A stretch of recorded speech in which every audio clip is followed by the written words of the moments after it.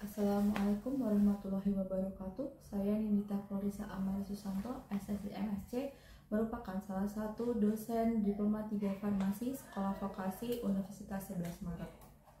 Dalam kesempatan ini, izinkan saya untuk menjelaskan salah satu mata kuliah yang saya ampu, yaitu Kimia Analisis Farmasi dengan metode DEI, Delivery, Interaction, and Assessment. Video ini dibuat untuk tujuan memenuhi salah satu persyaratan sertifikasi dosen tahun 2024, yaitu pernyataan diri dosen dalam unjuk kinerja Tridharma Perguruan Tinggi PDD UKT-PT, khususnya pada bidang pengajaran. Saya akan mulai menjelaskan deskripsi dan informasi umum terkait mata kuliah Kimia Analisis Farmasi, di mana mata kuliah Kimia Analisis Farmasi ini merupakan mata kuliah wajib rumpun kimia bagi mahasiswa semester 3 program studi farmasi Sekolah Vokasi Universitas 11 Maret. Mata kuliah ini memiliki bobot 1 SKS teori. Mata kuliah ini bertujuan untuk mempelajari tentang prinsip metode analisis konvensional secara kualitatif dan analisis kuantitatif menggunakan metode gravimetri dan volumetri, di antaranya titrasi asidi alkalimetri, titrasi argentometri, titrasi permanganometri, titrasi redoks, titrasi kompleksometri, serta penerapannya pada bidang farmasi.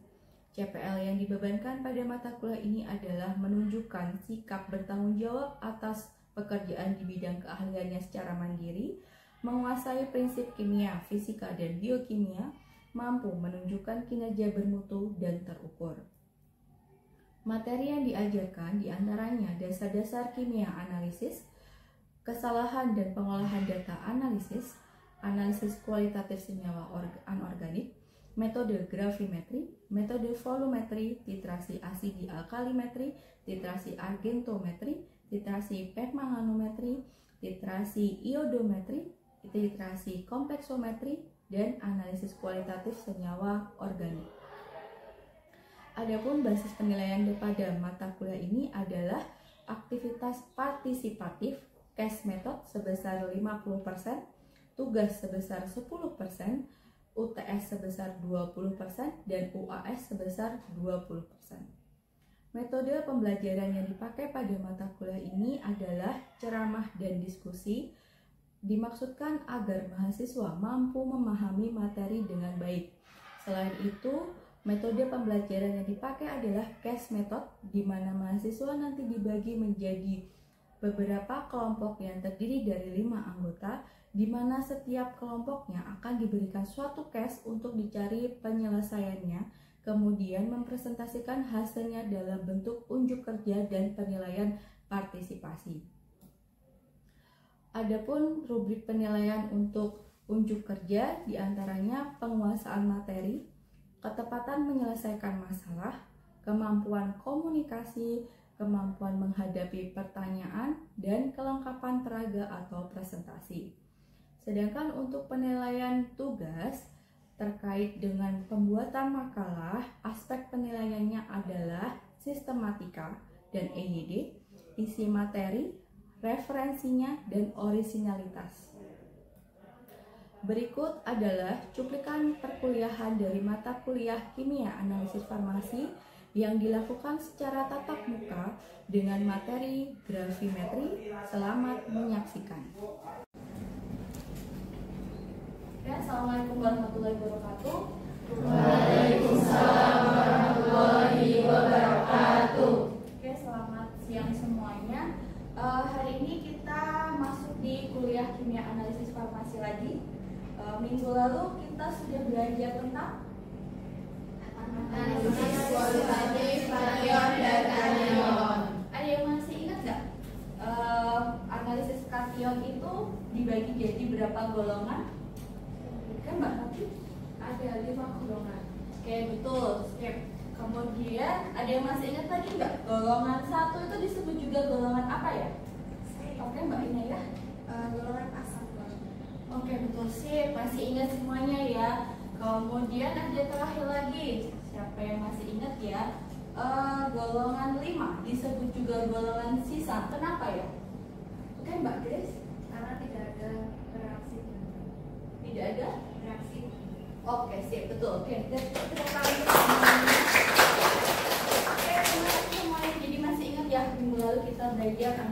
kualitatif kation dan anion.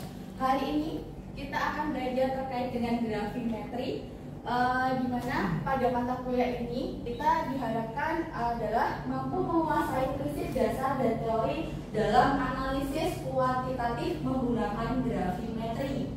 Oke, nah sekarang gravimetri itu apa ya? Gravimetri ada yang sudah membaca? Gravimetri berasal dari kata gravity, berarti apa?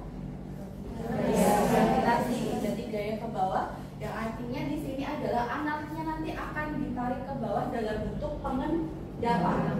Jadi analitnya akan dibuat diendapkan, kemudian nanti akan ditimbang untuk diukur seberapa besar sih kadar analitnya. Gitu. Kemudian untuk metode gravimetri ini dibagi menjadi 3. Ada pengendapan, kemudian ada penguapan, yang ketiga ada elektrolisis. Tapi untuk di bidang farmasi umumnya yang sering dipakai adalah pengendapan dan penguapan gitu. Oke, untuk pengendapan itu seperti apa sih? Jadi kita mengisolasi. Apa yang diisolasi? Yang diisolasi adalah analisnya. Analisnya diisolasi kemudian diendapkan pada komposisi yang diketahui. Dasarnya apa di sini? Kita memakai yang namanya adalah reaksi stoikiometri. Jadi kalau kalian lihat contohnya di situ ada AgNO3 dalam bentuk padatan, kemudian ditambahkan larutan NaCl, di situ akan terbentuk endapan berupa AgCl dan sisa larutannya adalah NaNO3. Kemudian ketika kita pengen atau ingin untuk mengetahui kadar Ca+, di sini kita bisa memakai reaksi pengendapnya adalah si oksalat. Di sini kalau kalian lihat di sana berarti ada H2, C2O4. Nah, di situ adalah agen pengendapnya. Jadi di sini prinsip dasarnya adalah harus ada agen pengendapnya gitu. Nah, agen pengendap ini nanti yang memang dia berperan penting untuk menarik si analitnya. Nah, di sini untuk mengendapkan si kalsium tadi pakai oksalat sehingga terbentuk yang namanya endapannya adalah Ca C2O4 dan ada hasil sampingnya yaitu adalah larutan HCl. Kalau digambarkan di sini kalian bisa lihat ketika ada NaCl itu kan sifatnya adalah ikatannya ionik ya. Kalau kalian masih ingat, ionik itu kan dia akan mudah terionkan terutama ketika di dalam larutan berubah menjadi Na+ dan Cl ini. Nah, terus kemudian ada AgNO3 di sini. Nah, di mana AgNO3 sini juga dalam bentuk nanti terionkan. Nah, ionnya nanti akan saling bertukar posisi ya, bertukar pasangan lah anggapnya. Jadi nanti si Ag+ itu akan terikat dengan si Cl- dari NaCl. Kemudian si NaNO3 itu berasalnya dari Na+ dari NaCl dan NO3 yang di sini. Begitu. Terus tahapan analisis dalam proses gravimetri dengan metode pengendapan ini seperti apa? Jadi tahap awal adalah kita menimbang dulu. Apa yang ditimbang? Biasanya yang ditimbang adalah si garam yang mau diuji atau dilihat berapa kadarnya analitnya itu. Biasanya dalam bentuk ionnya sih. Biasanya dalam bentuk ion dan logam, bukan anionnya. Kemudian dilarutkan, tadi fungsi dilarutkan untuk membuat garam itu menjadi terionkan dulu. Kemudian ditambahkan agen pengendap. Nah, agen pengendap ini nanti yang membentuk analitnya itu terendapkan, kemudian disaring seperti biasa. Nah, ini proses penyaringannya. Kemudian endapan yang telah disaring kemudian ditimbang. Nah, makanya gravimetri ini nanti secara prinsip dasarnya itu berdasarkan pada masa analitnya. Jadi di sini berarti ada syarat yang harus dipenuhi agar suatu analit itu bisa diukur pakai metode gravimetri. Nah, sekarang syarat endapannya. Yang pertama adalah kelarutan zat yang dibuat endapan itu harus kecil. Jadi kelarutannya itu harus kecil. Berarti dia harus apa? bersifat mengendap ya. Kemudian yang kedua, endapan itu harus mudah disaring dan dicuci sehingga bebas dari kontaminan. Yang ketiga, endapannya harus murni. Kalau tidak murni nanti kadar yang terukur berarti bukan kadar yang sebenarnya. Kemudian yang keempat ada tidak reaktif dengan konstituen atmosfer. Jadi pada saat di ruang terbuka itu dia tidak cepat teroksidasi, dia tidak cepat terdekomposisi karena ada pengaruh cahaya, pengaruh udara. Kemudian diketahui komposisinya setelah dikeringkan. Kemudian terakhir adalah ukuran kristalnya itu harus besar. Nah, mungkin di sini ada yang bisa memberikan pendapatnya. Kenapa sih ukuran kristalnya harus besar? Oke, Mas Julian. Agar mudah disaring dan mudah untuk ditimbang. Oke, baik, betul Mas Julian. Jadi betul ya. Jadi ukurannya harus besar biar apa? Karena tadi kan prinsip dasarnya berdasarkan massa analit, ya harus bisa ditimbang, harus bisa disaring. Kalau dia lolos kertas saring, ya berarti nggak dapat apa-apa di situ. Oke. Nah, kemudian mengapa sih bisa terbentuk endapan?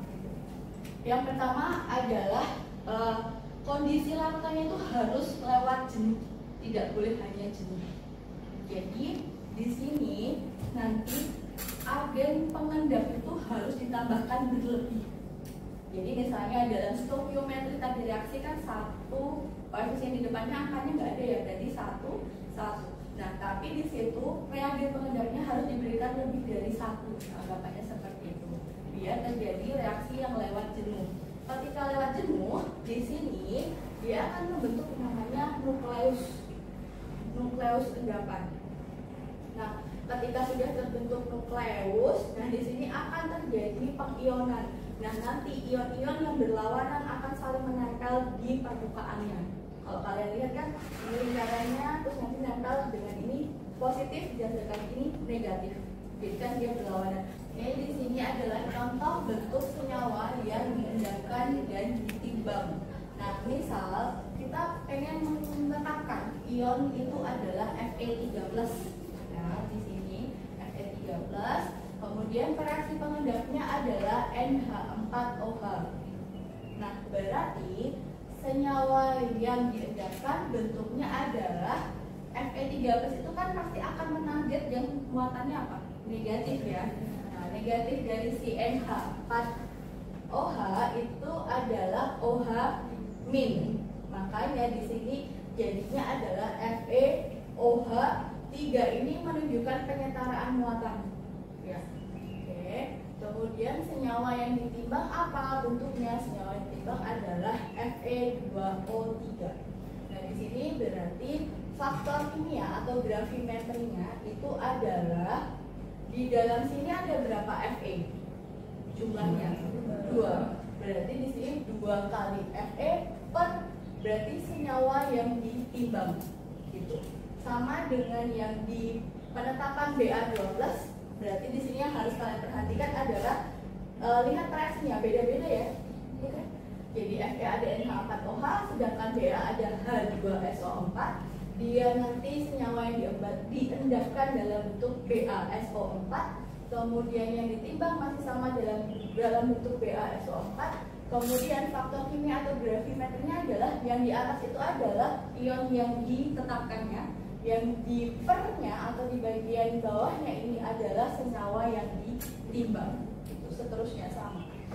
Tapi yang perlu kalian perhatikan adalah ini, reaksi pengendapnya beda-beda. Terus jangan lupa di sini berapa jumlah ion yang ditetapkan dalam senyawa yang ditimbang itu juga harus diperhitungkan. Nah, di sini ada perbedaannya. Jadi, pengendap itu ada yang dalam bentuk senyawa organik dan senyawa anorganik. Kalau anorganik di situ pasti bentuknya misalnya NH4OH, pengendapnya NaOH, HCl, kemudian H2SO4. Sedangkan untuk senyawa organik berarti kan bentuknya pasti mengandung atom C dan H ya. Misalnya pertama dimethyldioxim itu untuk mengendapkan Ni. Kemudian 8 hidroksiquinolin itu untuk mengendapkan Mg, dan 1 nitrosol 2 naftol untuk CO gitu. Nah, di sini ada perbedaannya gitu. Untuk senyawa yang organik, dia sifatnya lebih spesifik. Spesifik itu gimana? Jadi pasangannya di metiltrioksin itu ya Ni gitu. Dia nggak bisa misal ini dipasangkan dengan Mg, itu nggak bisa. Jadi di sini basisnya adalah pembentukan senyawa kompleks di mana ini sebagai ligannya, sedangkan ini sebagai ion utamanya. Oke. Faktor gravimetri ini nanti bisa dikuantitatifkan dengan rumus AF atau FR senyawa yang ditentukan dibagi dengan MR senyawa yang ditimbang. Nah, di sini harus tahu nilai AF dan MR-nya yang dapat diperoleh dari tabel SPU, sistem periodik unsur. Oke, di sini bagaimana penentuan kadar analit dengan gravimetri? Sebagai contoh adalah penentuan kadar analit berupa kalsium dalam sampel. Kalau kalian lihat di sini melibatkan namanya reaksi stoikiometri. Ya, jadi nanti ketika kalian kerjakan, kalian harus menuliskan reaksinya ini, kemudian disetarakan. Kalau disetarakan itu seperti apa? Jadi jumlah atom di sebelah kiri harus sama dengan atom di sebelah kanan. Misalnya di sini Ca ini 1, berarti di sini 1 sama, di sini 2, di sini 2, pokoknya ada 4, di sini juga 4. Nah, di sini karena tadi yang akan dilakukan adalah menentukan kadar kalsium, berarti molnya kalsium ini sama dengan mol endapannya. Jadi mol CaC2O4. Kemudian mol itu rumusnya apa? Mol itu rumusnya adalah massa dibagi dengan massa molekul atau massa molar dari masing-masing senyawanya ya. Kalau di sini kan atom Ca, sedangkan di sini CaC2O4. Jadi ini rumus mol, jadi diturunkan aja. Kemudian kalau kita mau mencari berapa sih massa Ca, otomatis kan ini digeser seperti matematika biasa. Berarti ini dipindah luaskan ke kanan menjadi perkalian seperti ini. Nah, massa molar atau massa molekul dari Ca dibanding dengan massa molar atau massa molekul dari CaC2O4 itu adalah faktor gravimetri tadi. Jadi kalau ditanya massa analitnya ada berapa, rumusnya adalah faktor gravimetri dikali dengan massa endapan. Kemudian kalau yang ditanya adalah persentase atau persen analit, berarti tinggal berat analit dibagi dengan berat sampel dikali dengan 100%.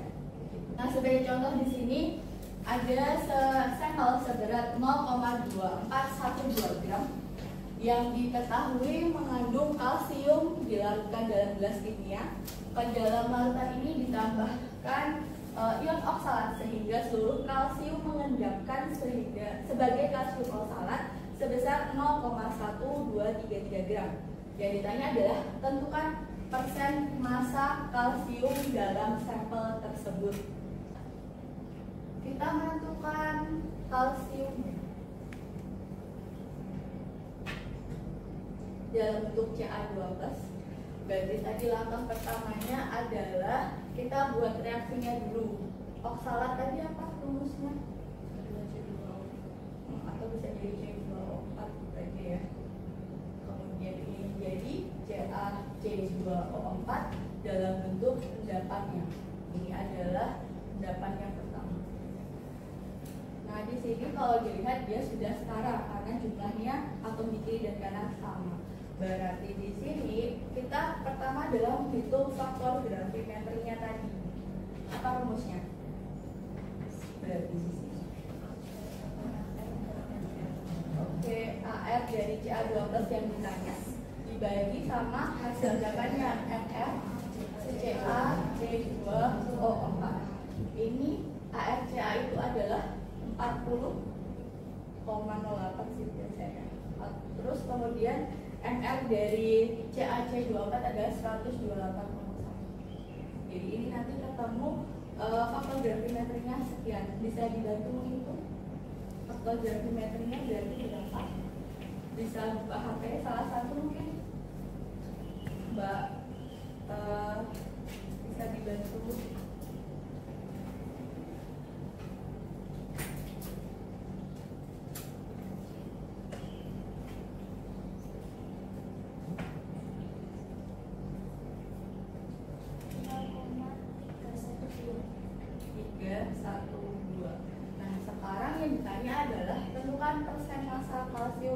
persen massa ya. Persen massa si kalsiumnya ada berapa? Berarti sama dengan masih ingat tadi berapa endapan yang diperoleh dalam bentuk kalsium oksalatnya adalah 0,1233 gram bagi jumlah berat sampel totalnya 0,212. Oke, dikali dengan faktor gravimeternya 0,312 dikali karena di sini persen berarti dikali 100%. Berapa? 15,94%. Jadi ini adalah persen massa. Kalian bisa lihat soalnya berapa gram Na plus dengan AR 22,99 terkandung dalam 25 gram Na2SO4 dengan MR-nya sekian. Nah, kalian lihat ya di sini kan ditanya Na. Yang diendapkan itu bentuknya adalah Na2SO4. Na-nya ada berapa? Di pengendapan 2 ya. Berarti ketika menghitung faktor gravimetri itu harus dikalikan 2. Jadi ketika kita menghitung Fg-nya itu berarti 2 kali AR-nya Na kemudian dibagi dengan MR dari Na2SO4 berarti 2 kali 22,99 dibagi dengan 142,0 ya. Dan tolong dibantu lagi 0,32. Nah, kemudian sekarang massa. Ditanya adalah massa. Massa Na-nya berapa? Berarti tadi kan tinggal untuk mencari massa Na itu kan faktor gravimetri dikalikan dengan massa sampel atau massa endapannya. Jadi 0,32 dikali dengan 25 gram. Berarti berapa? 8 gram massa. Oke. Nah, ini adalah massa. Sedikit berbeda kan yang tadi.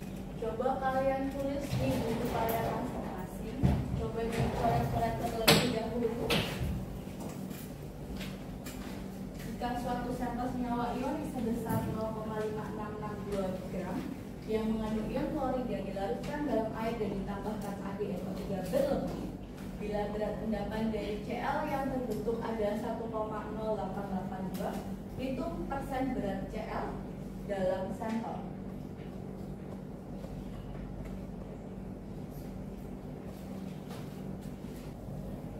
Oke, bagaimana? Sudah selesai? Ada yang mau mencoba maju ke depan? Ada? Boleh, Mbak, silakan.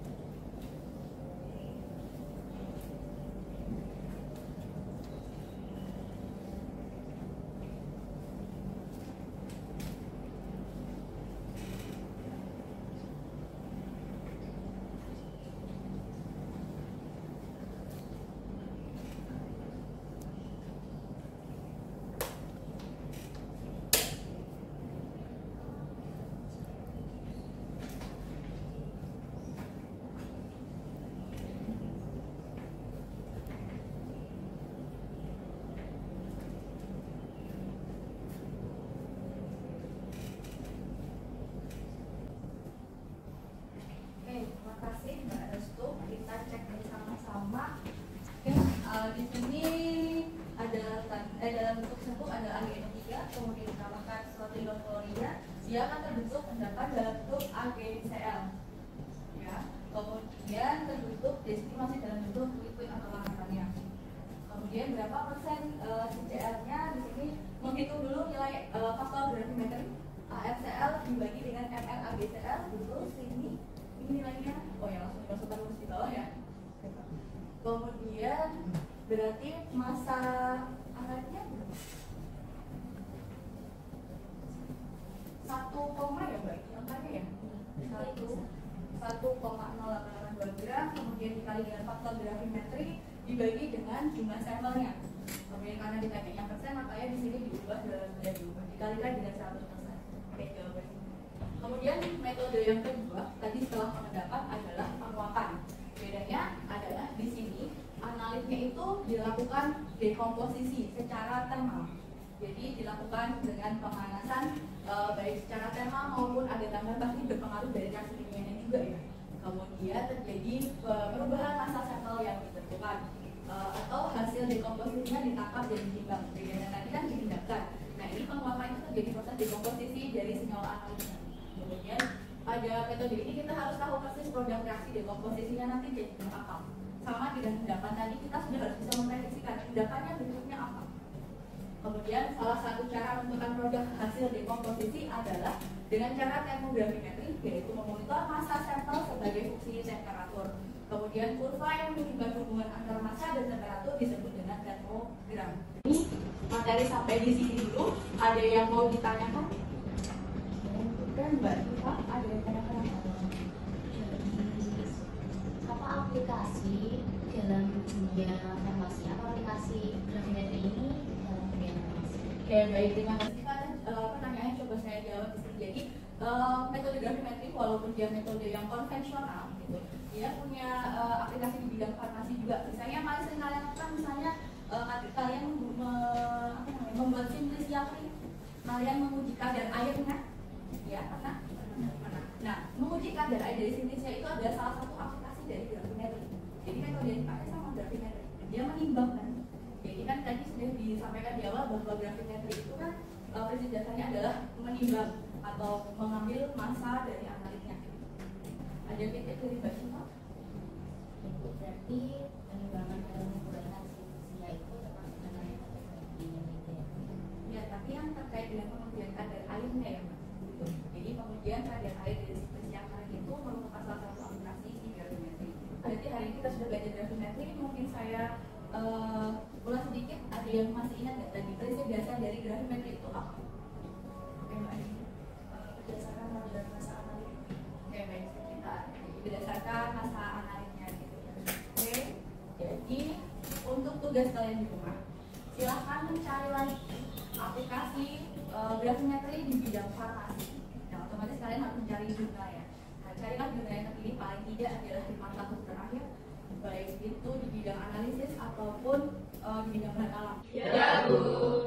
Kalau sudah tidak ada yang ditanyakan, terima kasih atas perhatiannya. Selamat siang. Wassalamualaikum warahmatullahi wabarakatuh.